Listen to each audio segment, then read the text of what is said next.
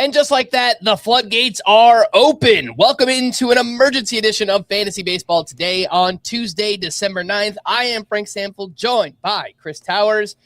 All right, Winter Meetings, I see you. We got two massive deals out of nowhere. Edwin Diaz is leaving the Mets to join the Dodgers on a 3-year, $69 million deal, and Kyle Schwarber is returning to the Phillies on a 5-year, $150 million deal. The rich get richer. Let's start with Edwin Diaz, who is arguably the best reliever in all of baseball. Last season, a 1.63 ERA, a .87 whip, over 13 K per nine.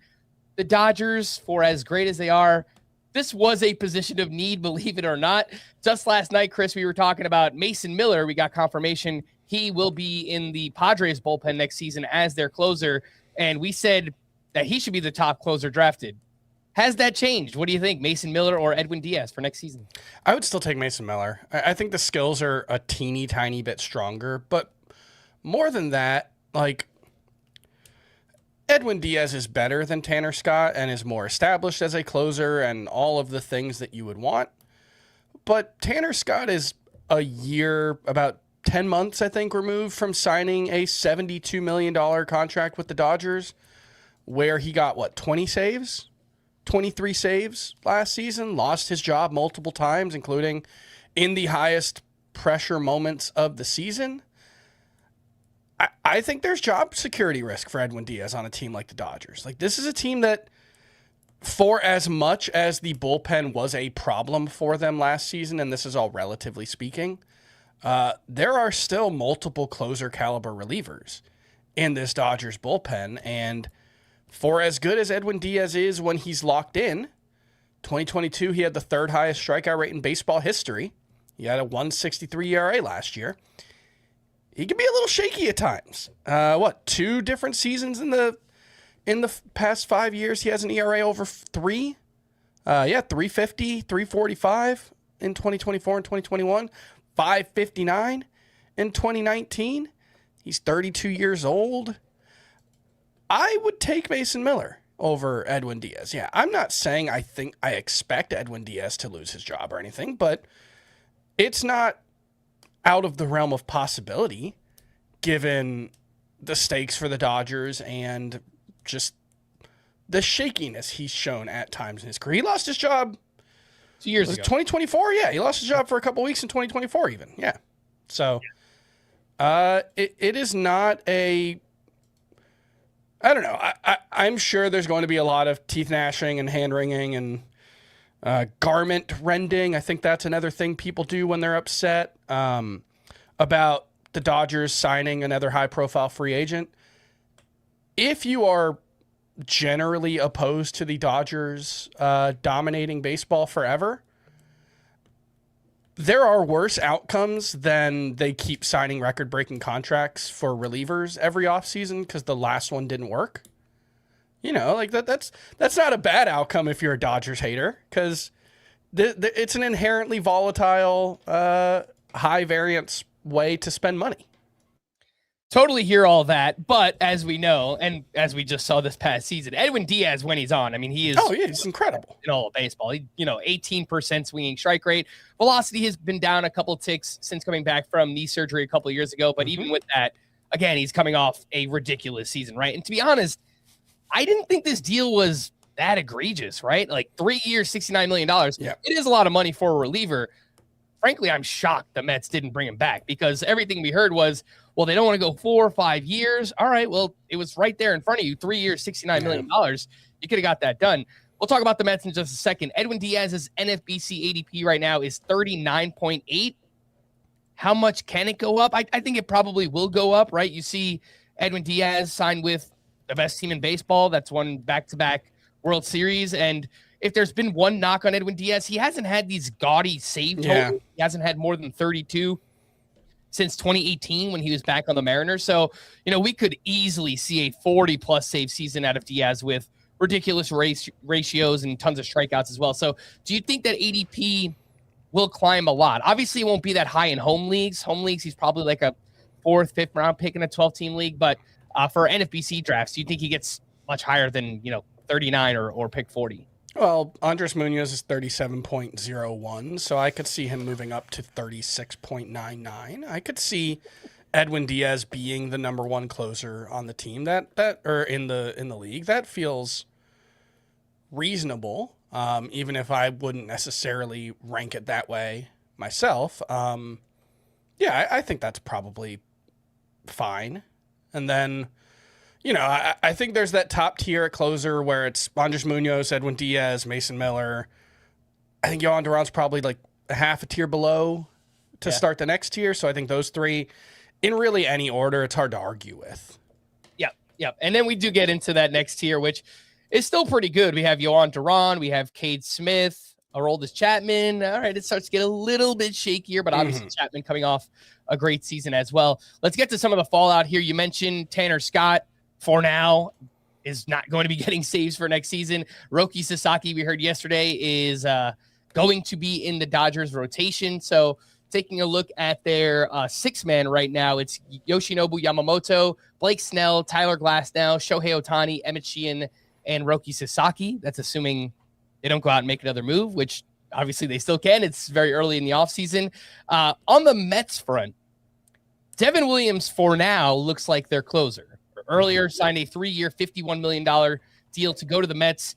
We did see a report from John Morosi that the Mets are in on Robert Suarez. So there are still some moving parts. We just kind of assumed, all right, if Edwin Diaz goes somewhere else, it's just going to be Devin Williams' job. I'm not so sure. If Robert Suarez goes to the Mets, I'm not even sure he would be the closer. I'm not sure how to. Yeah, it might be a coin flip between him and Devin Williams. But I guess if you're drafting right now, it looks like Devin Williams is the closer for the Mets for now, assuming they don't sign Robert Suarez. And should be treated as a top 12 closer. I know he had a really bad 2025 season, but a lot of the skills indicators were still pretty good. He got a lot of swinging strikes. The whiff rate on the changeup was still not quite as good as it's been in the past, but still very solid. And I think we're all pretty much expecting a big bounce back from him. It was a 4.79 ERA, 55% strand rate is shockingly low, but 3.11 xERA, 2.68 FIP. The skills indicators, like I said, for Devin Williams still look quite strong. So he's one I would expect if he is the Mets closer, while it's a little shaky and you're not going to feel as good about him as you do some of the elite closers. I do think you should end up with a very, very good closer and probably 30-plus saves out of him as a result.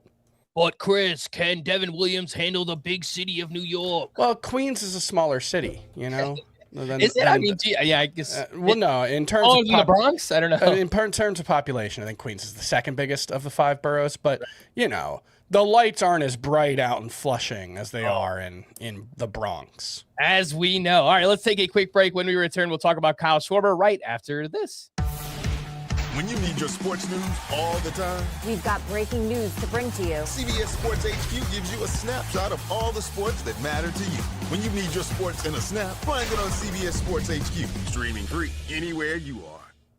Welcome back in, emergency edition of Fantasy Baseball today. Kyle Schwarber is back with the Phillies on a 5-year, $150 million deal. The Pirates tried, they swung, they missed. This always made the most sense. Obviously, Schwarber is turning 33 in March, and he's a DH, but he's just been so durable. Off a career year, 56 homers, 132 RBI. He finished as the 7th overall player in Roto leagues and probably a little bit higher in points leagues just because he's so good in that format. Chris, this was probably the best move for Schwarber's fantasy value, although dreaming on Cincinnati was kind of fun too. I think this is probably the best move for his value. Yeah, I mean, look, Philadelphia is not a bad place to hit, and Kyle Schwarber has the kind of power where it doesn't really matter where he's playing, right? He's not hitting them 3 rows deep.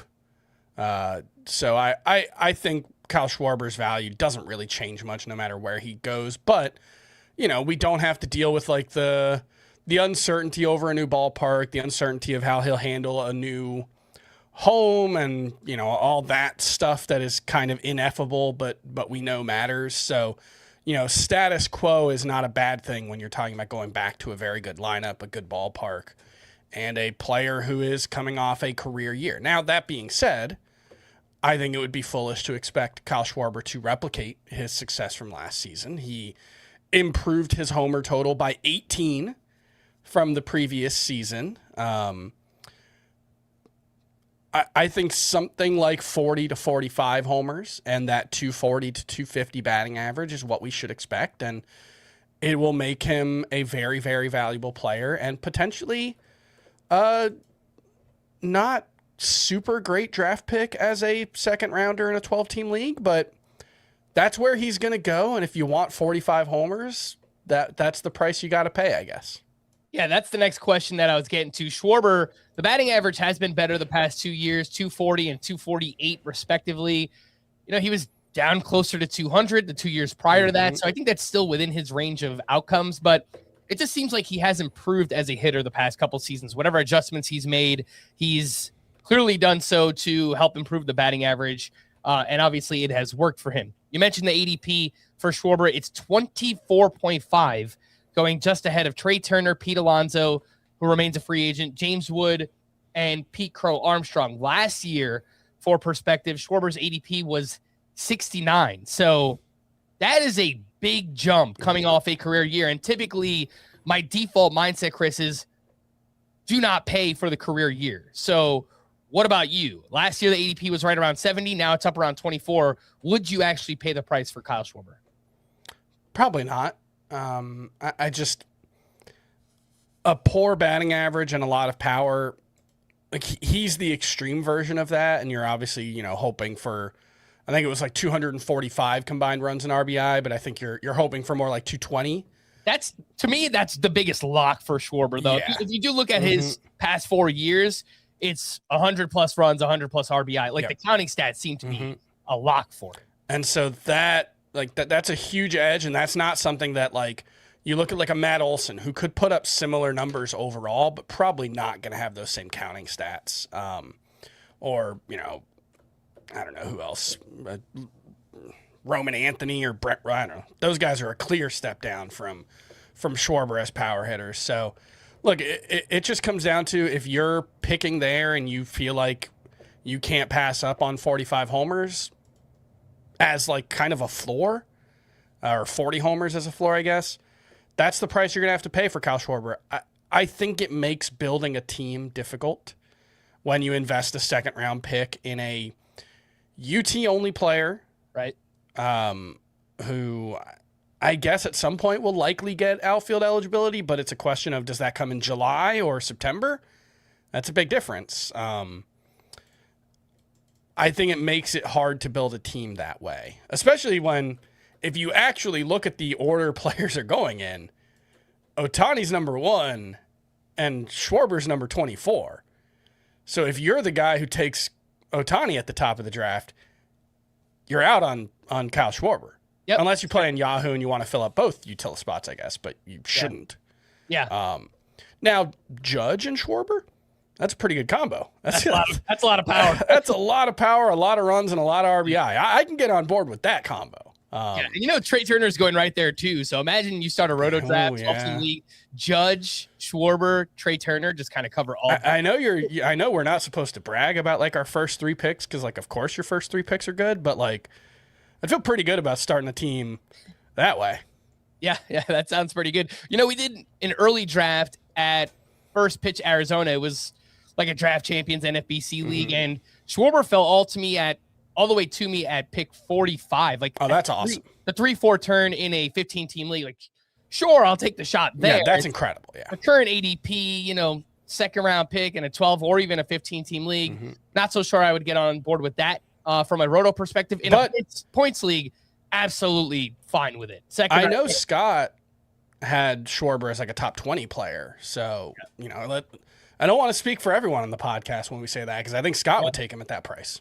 Yeah, no, I could see why some people would want to and just load up on all the power and the counting stat stuff, and then you got to figure out the batting average after that. But like I was saying, from a points league perspective, I think he's probably closer to like a 1-2 turn player.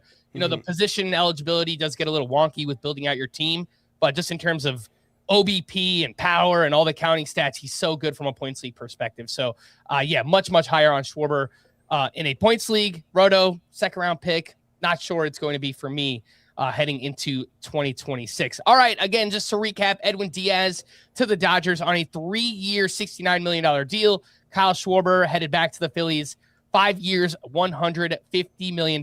And, You just kind of have to wonder if this will open up everything else now. Do we start to get some chatter about Pete Alonso and Kyle Tucker and Robert Suarez? I think this is going to open things up, and perhaps we get even a few more signings before winter meetings is out. We are going to wrap there. For Chris, I am Frank. Thanks as always for tuning in to Fantasy Baseball today. Please make sure to follow and leave a 5-star rating on Apple or Spotify, and we will be back again tomorrow or sooner. Bye-bye.